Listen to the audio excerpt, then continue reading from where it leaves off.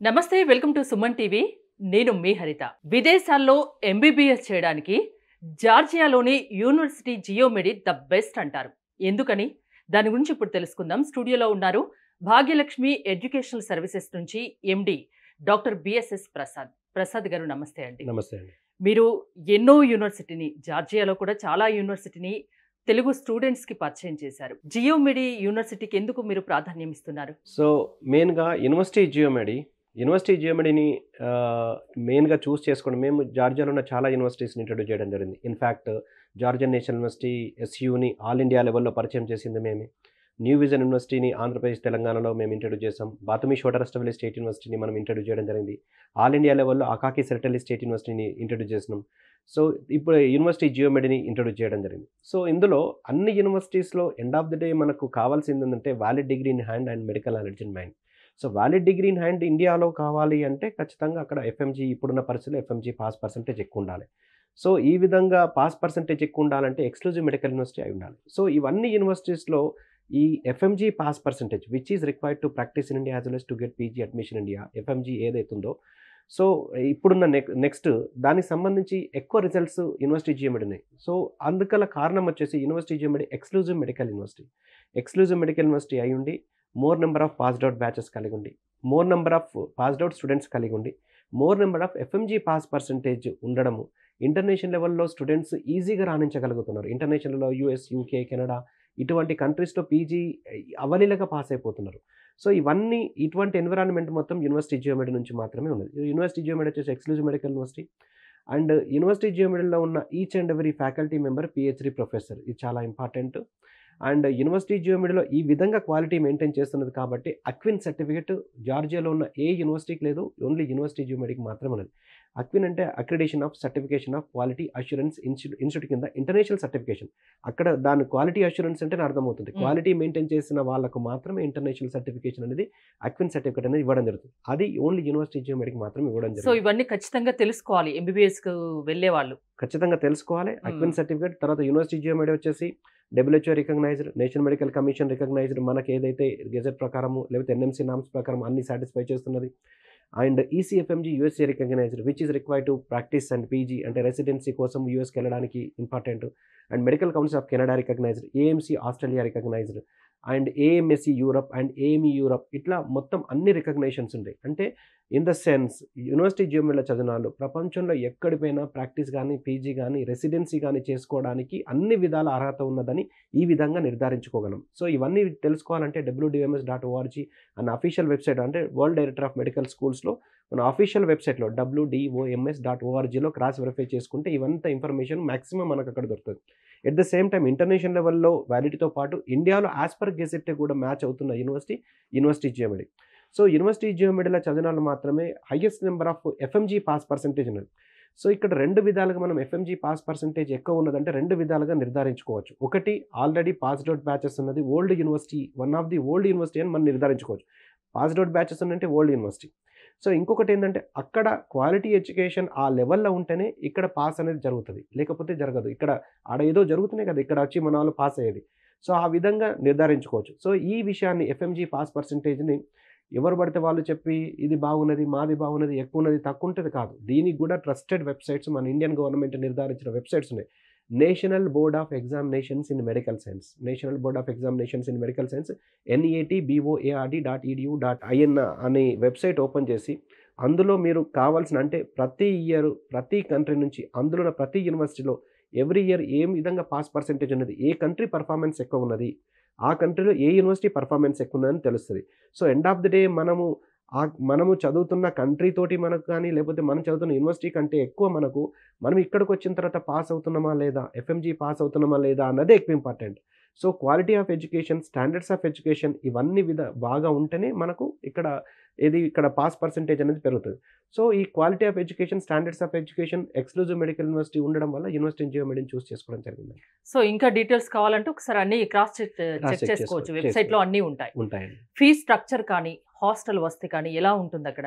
So ఇన్ని facilities ఉండి, అక్విన్ certificate ఉండి, ఇంటర్నేషనల్ అక్రిడేషన్స్ అని పక్కాగా ఉండి, తర్వాత మన నేషనల్ మెడికల్ కమిషన్కి సంబంధించి కానీ, లేకపోతే ఎఫ్ఎంజీ పాస్ పర్సంటేజ్ ఎక్కువ ఉన్న ఈ ఎక్స్క్లూజివ్ మెడికల్ యూనివర్సిటీకి వచ్చేసి ఫీజు వచ్చేసి అతి తక్కువ అండి, $5,500 పర్ ఇయర్. టోటల్గా మనకు $33,000 అవుతుంది. అంటే మన ఇండియన్ కరెన్సీలో more or less 28 lakhs total package అవుతుంది. కాకపోతే ఇక్కడ జార్జియాలో యూరోపియన్ కంట్రీ కాబట్టి ఇక్కడ కాస్ట్ ఆఫ్ లివింగ్ కాస్త ఎక్కువనే ఉంటుంది. మిగిలిన కంట్రీస్తో కంపేర్ చేస్తే కాస్ట్ ఆఫ్ లివింగ్, ఎందుకంటే ఇది యూరోపియన్ మెంబర్గా ప్రకటించడం జరిగింది అండ్ యూరోపియన్ యూనియన్లో కూడా సైన్ చేశారు కాబట్టి కాస్ట్ ఆఫ్ లివింగ్ కూడా అదే లెవెల్లో ఉంటుంది. సో ఈ కాస్ట్ ఆఫ్ లివింగ్ని దృష్టిలో పెట్టుకొని యూనివర్సిటీ జియోమెడి యొక్క రెక్టర్ని మేము రిక్వెస్ట్ చేసి 3 to 4 attempts వాళ్ళతో కన్విన్స్ చేస్తే వాళ్ళు హాస్టల్ ఫ్రీ విషయం లోపల కన్సిడర్ చేశారు. అంటే ఎవరైతే $33,000ని సింగిల్ టైంలో పే చేస్తారో 6 years వరకు హాస్టల్ ఫ్రీ ఇస్తున్నారు. సో ఒకవేళ మరి 6 years అంత ఫీజు ఒకటేసారి పే చేయాలంటే కొంతమందితో కాకపోవచ్చు. అటువంటి సందర్భాలలో 50% ఆఫ్ ది ఫీజుని ఫస్ట్ ఇయర్లో, రిమైనింగ్ 50% ఆఫ్ ది ఫీజుని 4th year స్టార్టింగ్లో పే చేసినా కూడా 6 years వరకు హాస్టల్ ఫ్రీ. అంటే టోటల్గా 27 నుంచి 28 లక్షలలో కాలేజ్ ఫీజు మొత్తం అయిపోతుంది, హాస్టల్ ఫీజు మొత్తం అయిపోతుంది. దీన్ని divided by 13 to 14 lakhs first ఇయర్లో అండ్ 4th yearలో 13 to 14 lakhs ఫెసిలిటీస్ ఉన్న ఫీ మాత్రం చాలా తక్కువ ధరలో ఉంది. సో ఇది ఒకవేళ హాస్టల్ కూడా సపోజ్ వేరే ఏదన్నా యూనివర్సిటీలో ఇదే హాస్టల్ ఫ్రీ లేదు, ఏది లేదంటే ఫీజు ఎక్కువ ఉంది ప్లస్ హాస్టల్ కూడా సపరేట్గా పే చేసుకోవాలి. అక్కడ జార్జియాలో వచ్చేసి హాస్టల్ ఫీజు ఆల్మోస్ట్ ఈ కాలేజ్ ఫీజులో సగం ఉంటుంది. సో ఆ విధంగా చూసుకుంటే 45 నుంచి 48 lakhsకు తక్కువ ఏ యూనివర్సిటీలో కూడా మీకు MBBS కంప్లీట్ అయ్యే అవకాశాలు అస్సలే లేవు. జార్జియాను చూస్ చేసుకున్నామంటే ఒకవేళ హాస్టల్ ఫీజు కూడా కట్టాల్సి వస్తే 45 to 48 lakhs ఖచ్చితంగా అవుతుంది. ఫీజులు ఎక్కువ ప్లస్ హాస్టల్ ఫీజు ఉంటుంది. కానీ ఈ ఆప్షన్ ఉపయోగించుకున్నాం అనుకోండి, అంటే ఇది నేను ఇస్తున్న ఆప్షను నేను ఫ్రీ ఇవ్వట్లేదండి. యూనివర్సిటీ వాళ్ళ బిల్డింగ్, హాస్టల్ బిల్డింగే, ఆ క్యాంపస్ బిల్డింగే వాళ్ళు మన స్టూడెంట్స్ కోసము కన్విన్స్ అయిపోయి వీళ్ళు హాస్టల్ విషయంలో స్టూడెంట్స్ ఎక్కువ పే చేయాల్సిన అవసరం వస్తుంది కాబట్టి ఖచ్చితంగా మీరు హెల్ప్ చేయాలన్న రిక్వెస్ట్ని వాళ్ళు కన్సిడర్ చేసి ఒకవేళ total package single time pay చేసినా, టోటల్ ప్యాకేజ్ని 6 years లోపల 50-50 పే చేసినా కానీ, అంటే టోటల్ 27 to 28 lakhs టోటల్గా పే చేస్తే 6 సంవత్సరాలకు గాను కాలేజ్ ఫీజు, 6 సంవత్సరాలకు హాస్టల్ ఫీజు కంప్లీట్ అయిపోతుంది. అది కూడా 13 to 14 lakhs ఫస్ట్ ఇయర్లో, 13 to 14 lakhs 4th year స్టార్టింగ్లో పే చేస్తే క్లోజ్ అయిపోతుంది. యూనివర్సిటీ జియోమెడిలో అడ్మిషన్స్ ఎవ్రీ ఇయర్ ఉంటాయి కదా, ఇప్పుడు వెళ్ళాలనుకుంటే అంటే ప్రాసెస్ ఎలా ఉంటుంది? మీ దగ్గరికి వచ్చాక ఎంత టైం పడుతుంది? సో జార్జియా విషయంలో మిగిలిన కంట్రీస్ తోటి కంపేర్ చేస్తే జార్జియా విషయంలో వీసా ప్రాసెస్ అనేది కొంచెం లెందీగానే ఉంటుంది. ఇది ఖచ్చితంగా చెప్పగలం. ఎవరు చేద్దామనుకున్నా అని మిగిలిన ఏ కంట్రీ తీసుకున్నా అని ఆనరల్ వీసా ఉంటాయి, సింగిల్ డే వీసా ఉంటాయి, ఈ వీసా ఉంటుంది. సో అక్కడ సిచ్యువేషన్స్ బట్టి అట్లా ఉంటాయి. కానీ జార్జియా యూరోపియన్ కంట్రీ కాబట్టి, యూరోపియన్ యూనియన్లో సైన్ చేశారు కాబట్టి, యూరోపియన్ మెంబర్ కాబట్టి ఈ వీసా విషయం కూడా చాలా క్షుణ్ణంగా పరిశీలిస్తారు. సో క్రాస్ వెరిఫై కూడా ఖచ్చితంగా చేస్తారు. అంటే admission letter, invitation letter, apostille attestation అయిన తర్వాత ఎడ్యుకేషన్ క్వాలిటీ ఎన్హాన్స్మెంట్లో, అంటే national centre for education quality ఎన్హాన్స్మెంట్లో మనము డాక్యుమెంట్స్ అన్ని, స్టూడెంట్స్ డాక్యుమెంట్స్, ఎడ్యుకేషన్ డాక్యుమెంట్స్ అన్ని కూడా టిబిలిసి జార్జియా క్యాపిటల్ సిటీలో సబ్మిట్ చేసిన తర్వాత మినిస్ట్రీ అప్రూవల్ రావడానికి కూడా కొంచెం టైం పడుతుంది. సబ్మిట్ చేసిన తర్వాత సో ఈ టోటల్ ప్రాసెస్ వచ్చేసి 45 to 60 days ఖచ్చితంగా అవుతుంది. మినిమం 2 months ఖచ్చితంగా అవుతుంది. సో ఎవరైతే జార్జియా చూస్ చేసుకుంటారో వాళ్ళు ఎర్లీగా చూస్ చేసుకోవడం బెటర్. వేరే కంట్రీ చూస్ చేసుకుంటే సేమ్ డే వెళ్ళిపోవచ్చు, మాక్సిమం 10 to 15 days కంటే ఎక్కువ పడుతుంది వేరే ఏ వీసా కూడా. కానీ జార్జియా చూస్ చేసుకుందాం అనుకున్న వాళ్ళు ఒకవేళ quality of education, standards of education, safety, security, distance wise అన్ని విధాల ఫెసిలిటీస్ ఉన్న ఈ జార్జియాని చూస్ చేసుకోవాలనుకుంటే మీరు ఇప్పుడే అడ్మిషన్ తీసుకుంటే, ఈ టైంలో తీసుకుంటేనే మీరు ఇన్ టైంలో రీచ్ అవ్వడానికి అవకాశం ఉంటుంది. ఇప్పుడు భాగ్యలక్ష్మి ఎడ్యుకేషనల్ సర్వీసెస్ ద్వారా జార్జియా వెళ్ళాలనుకుంటే మీ దగ్గరికి స్టూడెంట్ ఎలాంటి డాక్యుమెంటేషన్తో రావాలి? సో వాళ్ళు సింపుల్గా ఒకవేళ study documents 10th class, intermediate and NEET rank card, ఒకవేళ పాస్పోర్ట్ ఉంటే పాస్పోర్ట్, లేకపోతే ఆధార్ కార్డ్, ఒకవేళ మైనర్ అవుతే బర్త్ సర్టిఫికేట్, ఈ డాక్యుమెంట్స్ తోటి మా ఆఫీస్కి వస్తే రెస్ట్ ఆఫ్ ది డాక్యుమెంట్స్ అన్నీ కూడా, అంటే వాళ్ళు ఒక్కసారి వచ్చి ఎన్రోల్మెంట్ చేసి ఏదైతే నామినల్ ఫీజెస్ ఏదైతే ఉంటాయో అడ్మిషన్ అది పే చేసుకున్న తర్వాత వాళ్ళు హైదరాబాద్ నుంచి ఎక్కడికి వెళ్ళాల్సిన అవసరం లేదు. వీసా వచ్చిన తర్వాత వాళ్ళు డిపార్చర్ అయ్యేటప్పుడు, ఇంటర్నేషనల్ డిపార్చర్ అయ్యేటప్పుడే వాళ్ళు రావాల్సి ఉంటుంది, బయటికి వెళ్ళాల్సి ఉంటుంది. సో హైదరాబాద్ నుంచి ఎక్కడికి పోవాల్సిన అవసరం లేకుండా మొత్తం ఇక్కడ జరిగే వర్క్ కావచ్చు, ఢిల్లీలో జరిగే వర్క్ కావచ్చు, జార్జియాలో జరిగే వర్క్ కావచ్చు, అన్ని కూడా మేమే చూసుకుంటాం. స్టూడెంట్ కానీ స్టూడెంట్ పేరెంట్స్ కానీ ఏ ఇబ్బంది ఉండదు వాళ్ళకి, ఎట్టి పరిస్థితి. అట్ ద సేమ్ టైం ఇక్కడ జార్జియాలో English is widely spoken and direct MBBS offer చేస్తున్న కంట్రీ అని చెప్పాను.